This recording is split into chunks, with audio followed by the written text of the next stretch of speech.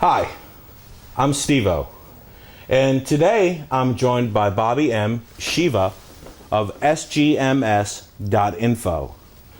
Bobby is a Renaissance man.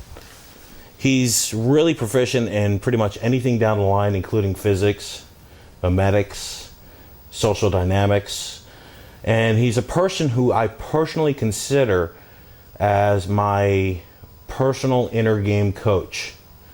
He's someone who I would consider a guru over many professionals in the industry. And I personally, as I said, I think he's probably one of the most influential persons in my life. And I know that you've been doing your SGMS now for about 6 months. It's not That's really right. released. And first off, I want to thank so much for coming on the show. Thank you. And I'm really looking forward to talking with you this evening. I think you have a lot of value that you could add to people and help people with. Thank you so much. I really appreciate it. No problem, Bob. Thank you. One of the things that I found that has been right along the lines of everybody's life is that everybody's had a catalyst in their life. Everybody's had a moment in their life that they just kind of sat back and said, wow, Yeah. something's got to change. Or a few of them. Yeah, or a few of them, right, exactly. I know I've had, I'm your average guy. I struggle with my weight. I've moved at 40 years old. I've moved back into the house of my parents because my mother was dying.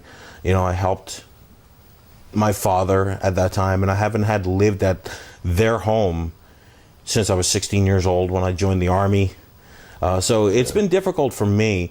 And as an average guy, I think everybody is going to gain some value out of this interview because they'll be able to see that if I can do it, as the average guy, as the guy that you can look at and say, hey, if he can do it, I can do it. I think that it's going to be beneficial to a lot of people out there. Can you tell me, where were you 10, 15 years ago? And how did you get to this point today? Well, let's see. There's a whole lot of story behind where I've been and who I've been. Mm-hmm. But I'll try to keep it brief. Take your time, please. Yeah, I was raised in a family business. I was raised with this particular destiny that seemed to be, lined up for me. And for a large portion of my life, I kind of believed I was on that track. And there's been a couple of derailings where I've been able to realize that my life isn't a one-track situation. So raised in the family business, I thought that was where I was going to go, and best laid plans of mice and men. Eventually, I had to break out of that, but it gave me a tremendous amount of experience where I learned how to deal with everything from international customers to the EPA and other government organizations that the family business usually ended up in trouble with. Mm-hmm.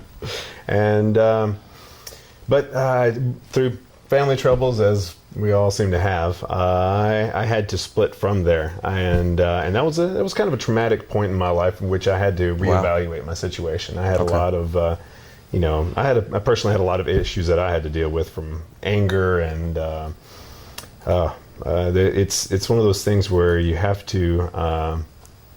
A lot of people have some situation that is kind of like that. Sure. Where they've had to deal with a tremendous number of issues in their life. They don't, know where to turn. And so I had to reevaluate. And basically I went from making a great deal of money, working for my father because of the management role and all of that, to just quitting.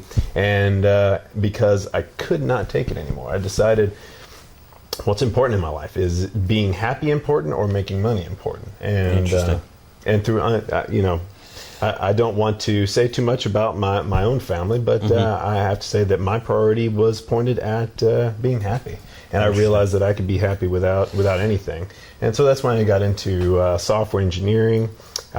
Married early, that's and typical story there, kind of a mistake in marrying Understandable. early. A lot of people make that mistake. And the mistake was really a need for love. It was, and I think a lot of people are going through their lives with that need for love and social connection. Very interesting. And that's what drove me to that decision. And I don't feel in any way bad about it. It's those experiences are what's made me who I am. But but yeah, the funny thing is, I started out as your typical Christian conservative.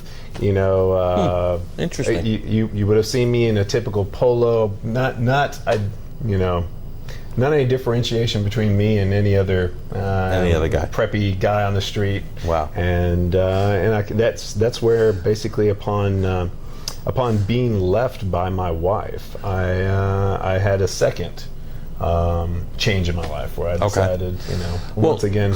Well, and like I didn't mean to interrupt you, but something that you said, like you said you were like the typical guy as far as your clothes and everything, and your dress and your persona. But what do you mean by like the typical guy? Like, I consider myself an average guy, and I kind of say, okay, because you know what, I do have a lot of things that I struggle with, but in the same aspect in my own mind, I'm also saying, you know what, I know that I have a lot of good things in my life and a lot of good value that I could add to people, and I certainly know you do as well. But what exactly is a typical guy that couldn't be differentiated from anybody else?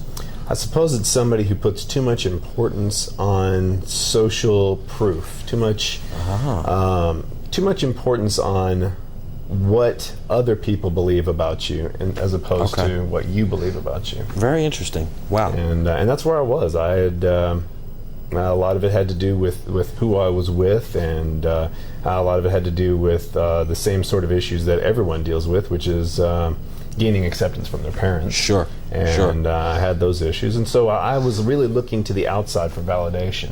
Wow. And so I had to get the mortgage and get the job and climb the ladder in the corporate world and all of that. And how did you, like, you saying validation? You're seeking validation of other people. Can you tell me a little bit more about that? Well, it's a too much consideration for other people's problems with you and how they will view you. And for instance, I remember a good example is how some people, when sitting in the drive-thru, they take their time and they get what they need and they look at their order. Or then there's people who are so worried that somebody behind them is going to become upset because they're not going quickly enough. Or understood. Right. Understood. And there's all these subtleties in how we are constantly trying to manage how the outside world sees us, and in that it can become something that strips us of any personal identity and just implants this one-dimensional expected personality. Wow, that's some deep stuff right there.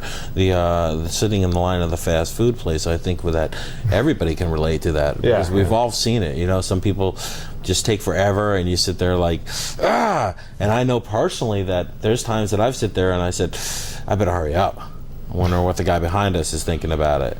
And even driving, I do that. So that's very interesting. Very interesting. There's a balance of consideration. I'm not saying to be inconsiderate, of course, but the problem is we get to this point where it's no longer being considerate. It is acting upon fear that we will not be accepted instead of truly being considerate. So what I'm gathering is you're really saying that you have to be considerate of yourself. Certainly, you have to. There is a balance in all things, and the golden rule kind of has an inverse, and that is. You should sort of expect from others that they will follow the golden rule, that they will understand your situation. And if they're not acting in a way which shows that they are understanding of your situation, then they're in the wrong because they are not following the golden rule. And you'll find, for instance, we had a discussion the other night where someone had a problem with people showing up late to do whatever or things like that, but the person who showed up late really wouldn't have a problem with anyone else showing up late with them, and so they were really acting within their moral code.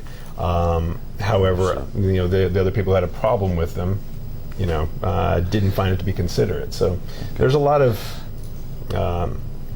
views that are important.